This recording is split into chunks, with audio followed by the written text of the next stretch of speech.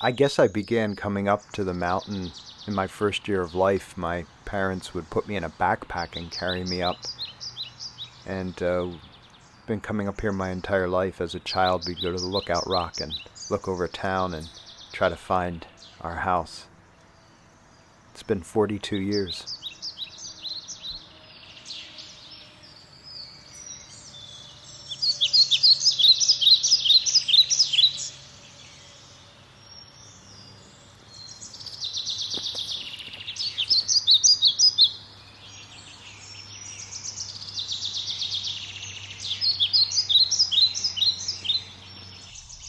This is the oldest mountain range on the planet. This area is revered around the world in spiritual traditions as having a very sacred presence, a very spiritual presence. I first learned about this when a Navajo shaman visited our area, and we were discussing some of the Lenape traditions, spiritual traditions. The Lenape, known as the first man, the first people.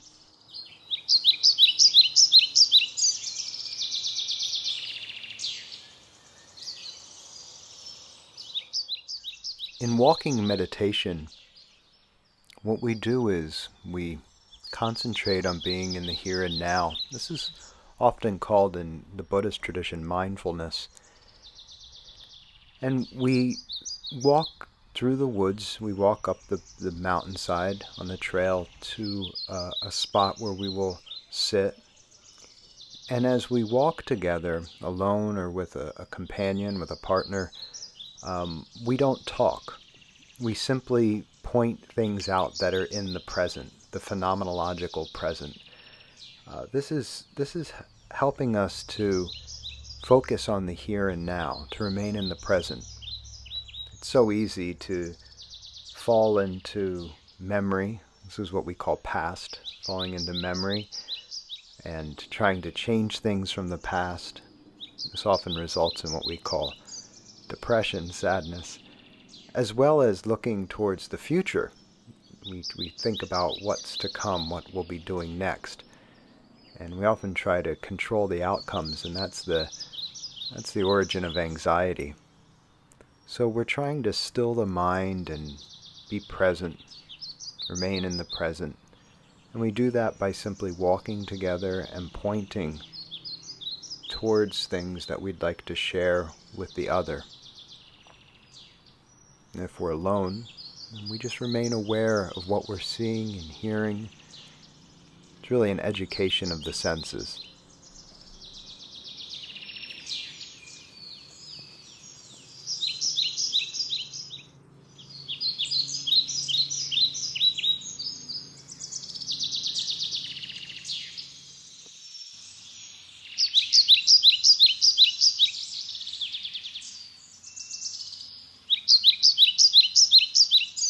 Summer of my 15th year, I read Emerson's essays on this overlook, starting with the essay Nature and moving through all of the essays. And I was introduced to the Sage of Concord and to New England Transcendentalism at this very spot.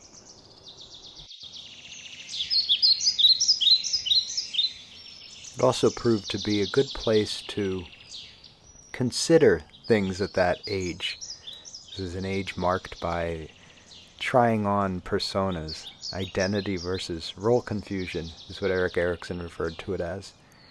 And together, nature and Emerson's essays helped me to really understand who I was and where I was going.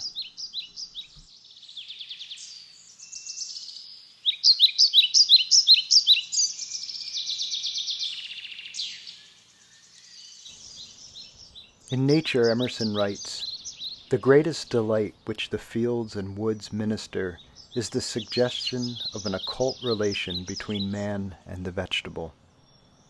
I am not alone and unacknowledged. They nod to me, and I to them. The waving of the boughs in the storm is new to me and old. It takes me by surprise, and yet it is not unknown. Its effect is like that of a higher thought or a better emotion coming over me, when I deemed I was thinking justly or doing right. Emerson's New England Transcendentalism was a reaction against the Enlightenment tradition, the obsession with technology and science.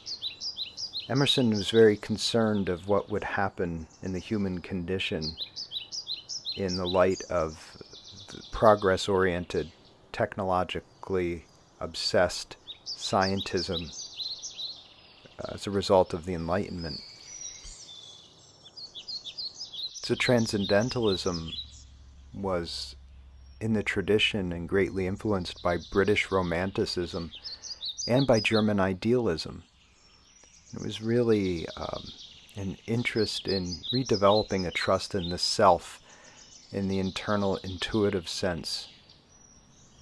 This is really in the tradition of Kant. Immanuel Kant came up with the idea of the transcendental reduction. And Kant is really this figure who made the Enlightenment project a very questionable endeavor. So Kant points out that we don't observe the world objectively as a thing out there, that we are active participants in the making of what we understand the world to be. In this way, we are participants in the manufacturing of reality. When we look into nature, we're speculating. And speculum is a mirror in Latin. Speculum, the root of speculation. So we look into nature, we are learning about ourselves, we're projecting from ourselves. My initial interest was in Carl Jung. And of course, to understand Jung, one needs to go back to Freud. When I began reading Freud, I discovered that Freud recommended reading Schopenhauer and Nietzsche before studying psychoanalysis. And when I went back to Schopenhauer and Nietzsche, I was led to Ralph Waldo Emerson.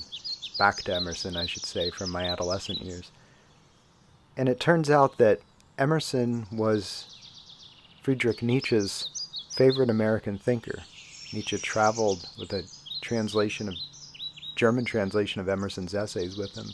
We see a lot of parallels between the writings of Emerson, the Oversoul, and Nietzsche with the Übermensch, and the themes of self-reliance and manifesting greatness in oneself through intuitive inner strengths. And as Nietzsche pointed out, what are we going to do now that God is dead, now that we've killed him? What will replace this spirituality? We're going to be left in a vacuum of science.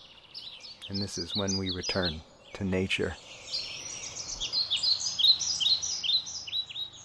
Influenced by Arthur Schopenhauer, Emerson and Nietzsche both found that art and nature would be the new spirituality.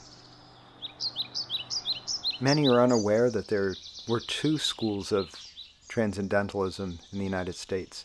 The New England Transcendentalists with Ralph Emerson focused on British Romanticism and Kant, and our very own historical transcendentalists here in Pennsylvania.